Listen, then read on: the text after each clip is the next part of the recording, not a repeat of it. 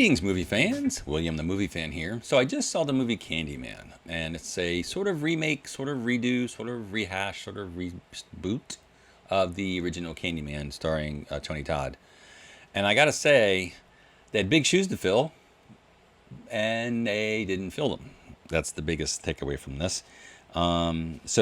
It's directed by Nia DaCosta, and I was like, I've heard of her before, and it turns out I've heard of her because she's going to be directing the new coming up Marvel's continuation from the Captain Marvel. Also written by Jordan Peele, which I could see, and I can also see where it kind of fell apart, much like one of his other movies kind of did. And I'm like, maybe he can't write a long thing. Maybe he has to write short episodes like the Twilight Zone or something. I don't know. But excuse me. There it stars Yahya Abdul-Mateen II, and you might remember him from the Aquaman movie. He played the Black Manta. Tiana Paris, it's a good actress, don't know her. Nathan Stewart Jarrett, who plays the girlfriend, the main girl's brother. And Coleman Domingo, in addition to others. Coleman Domingo, really good character, although he kind of is, well, he's a good actor, but I hate to say this, he's relegated to kind of exposition man in this, to kind of talk about the history and the story behind the character, et cetera, et cetera. And a smattering of other people, including Vanessa Williams, who was in the original movie, the original Candyman.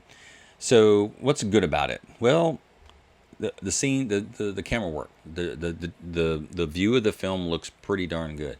There's a lot of great scenes of, angular buildings and how tall they are, and it's looked at from a very far kind of camera, I guess, lens, in that you're looking up, but straight up, but not really. It's like at a weird angle. It's almost like you're in your dad's pickup truck looking up, but kind of with your head back. So it's interesting, but it's also a little unsettling. But also with the score, that's really good. It sets kind of the tone. So there's a lot of interesting camera work and camera angles, really good. There's a scene where he's walking down a curved hallway where they kind of follow him, and it's like a real close angle to the wall. It looks really good. I like that. And you've seen that in other movies, so kudos to them. Good job. There's an elevator scene where he gets into an elevator. You can kind of see it in the trailer where all the surfaces are mirrored, which is funny because he goes to get into the elevator, and of course, Candyman, you talk about looking in the mirror, and he laughs because there's all mirrors all around, including the ceiling. The floor, I don't think, is mirrored. But it's just, and he laughs at it. And I laugh, and everybody in the theater laughed with this. And we were like, it's funny. But I'll be like, I think I'd take the stairs as soon as you see that laugh. I go, no. And I would take the stairs. That's what I would do. I think any smart person would have done that. But anyway. The school bathroom scene, again, with the mirrors is clever. The one of the high school girls tells her friends about the Candyman. They decided to say the thing, and it's funny. Again, here's more funny bits. To me, they seem like there were more funny bits than really horror, dread, scary bits that make you kind of hair, the back of your neck stand up. So the girls were saying the name, and I think they got to the third name, and then one of the bathroom windows falls open really loud, boom, and then one girl goes, "I'm leaving, I'm out of here," and she runs out. And you're like, everybody laughs because yeah, that's the smart one. And again, we're laughing more than we're being scared and being horrified. It's like, it's a horror movie. Shouldn't we be horrified? Anyway, the main girl who told her friends about the Candyman legend or whatever, she had a compact. She was doing makeup on her face there, and so she drops it, and then it kind of hits the ground and opens up and kind of spins, and you see the Candyman kind of float to kill her or one of the other girls. And then you also see a little bee like on the inside of the glass, like it's a window, like he's trying to get out. And I like, okay, that's that angle, that look, that's really clever, really cool. But that's about it. I mean, if you like a visually good looking film for the most part, yeah, this is pretty good.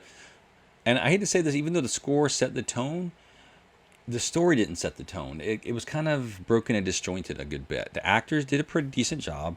I will say that the main character, he was kind of bland.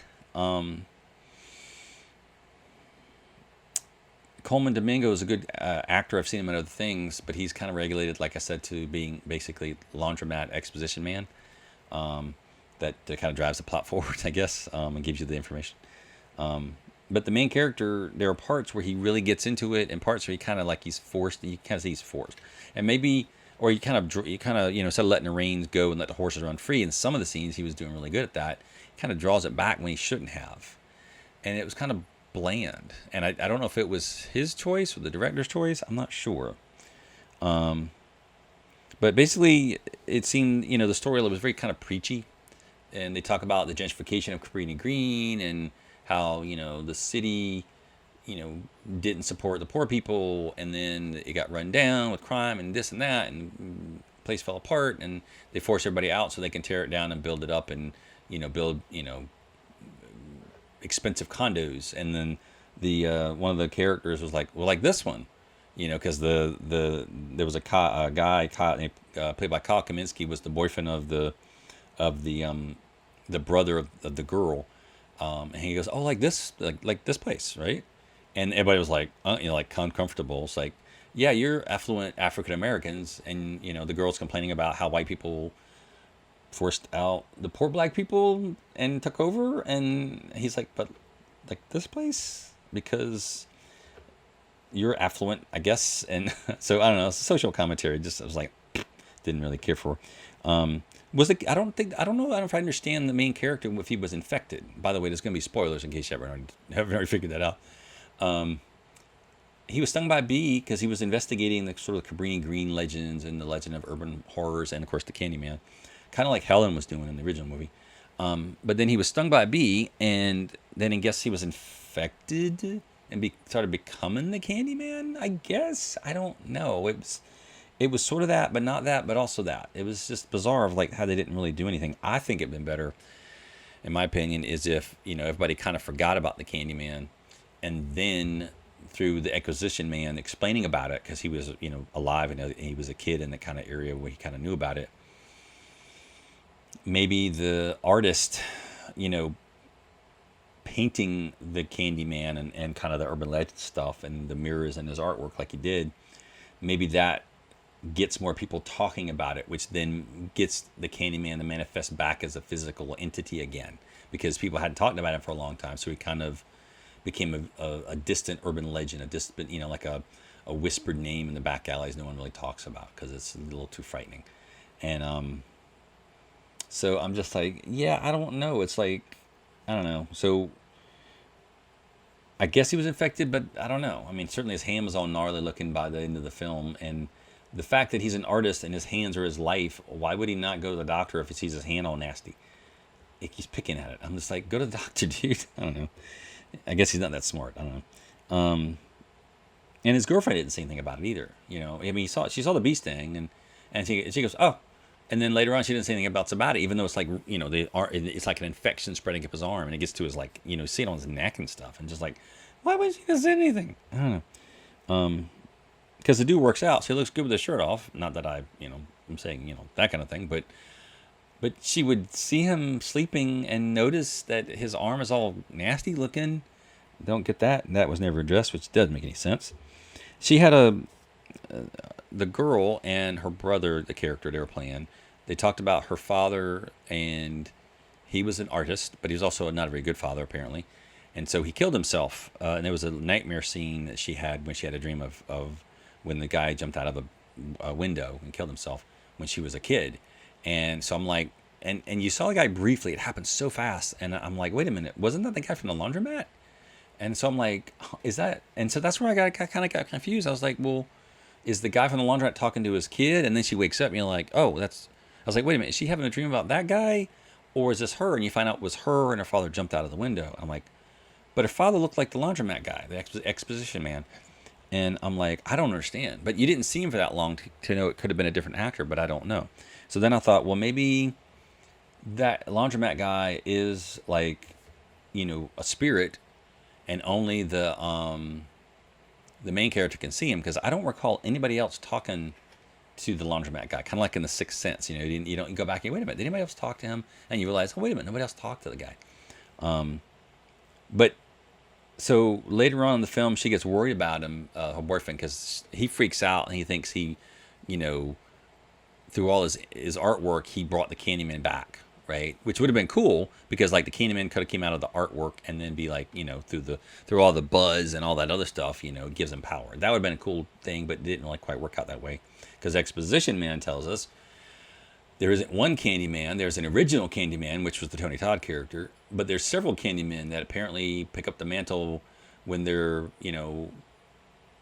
horrifically killed by the systemic racism of the country, cops, racists, etc., and then they become the new Candyman, I guess, or something. I don't know. It just seemed weird, and I'm just like, huh? So you're taking it from the Candyman being sort of like a Crow character who comes back for vengeance to now just a guy passing the baton. I don't know. I don't know. Like the next wrong person who was killed by cops or something, and racism and such and so on and so forth. It was kind of a heavy-handed agenda film in that regard. They should have leaned more towards the horror aspect, and they should have used Tony Todd a lot more because they didn't use him. He was at the very end. You saw him for maybe 30 seconds, and that was it. And I'm like, oh, because you didn't get that cool, voice of Tony Todd. It's like, Helen. You didn't get that. I don't know. That was so wasted. Oh, I was so upset with that because Tony Todd is a great actor. He's great. He chews his scene up in everything he's in.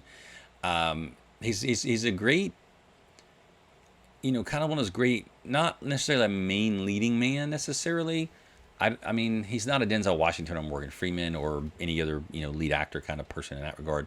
But he's a great supporting character, whether it's, he plays in played Star Trek as an alien or, various other bad guy roles or what have you, or any kind of role where he is a man of authority and power because he exudes that. He's tall, he has that voice, that's great. They didn't really use it, and that's kind of depressing.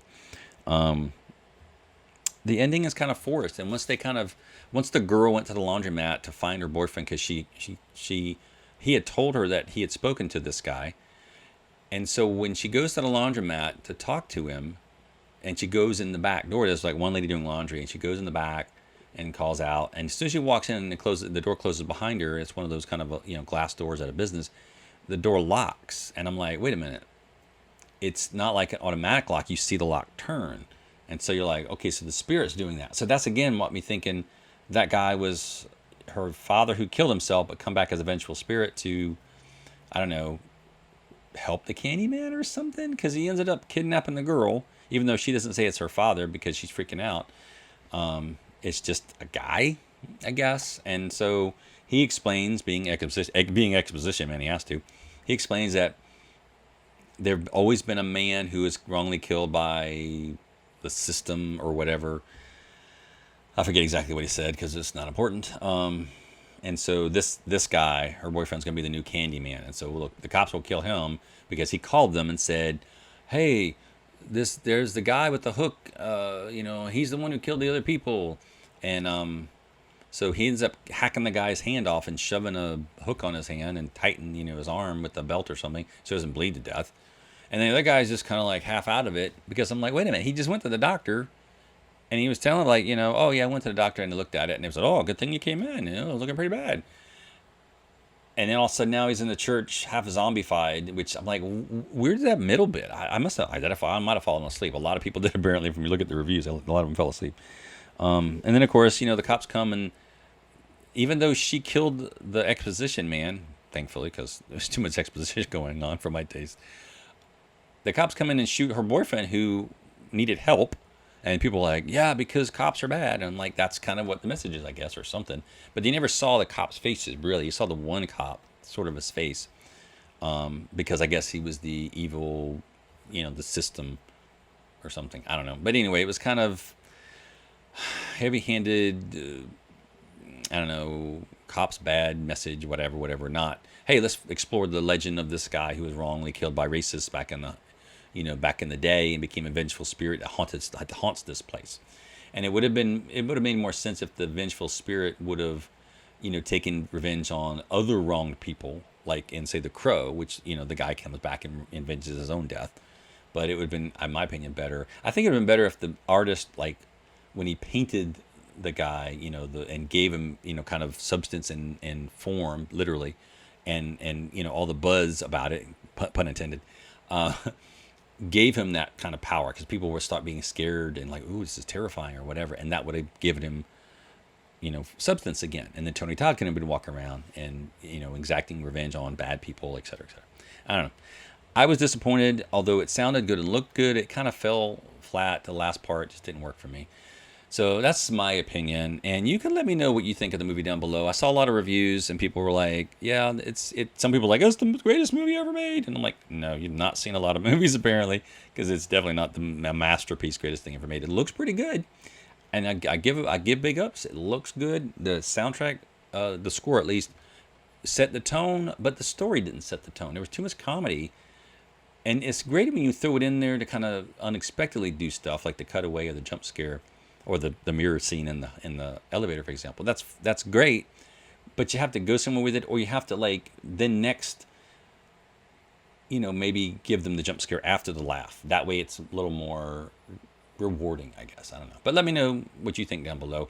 And if I, haven't seen a movie, let me know what you think I should watch, and I'll review it, and I'll let you know what I think, and kind of break it down and see what's good, what's bad. I got pros and cons.